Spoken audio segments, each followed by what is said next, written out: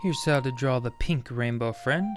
We're going to start out with this shape here for the head and the mouth. I'm going to have the mouth kind of yelling, so it's going to be this shape. It almost looks like a submarine right now.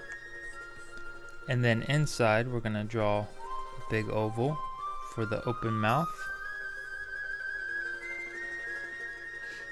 And coming out of the head here, we're going to draw the eyes coming out like crab eyes. They come up like this and loop back down. And you draw an oval for the eye in here. And then draw the pupil. And then come on this side and have the eye coming out. It loops down and gets narrow where it goes back into the face. And then draw the oval shape for the right eye over here. Add the pupil. And we're just roughing this in right now.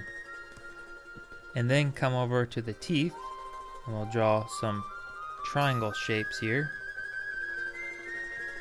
Pretty much evenly spaced apart.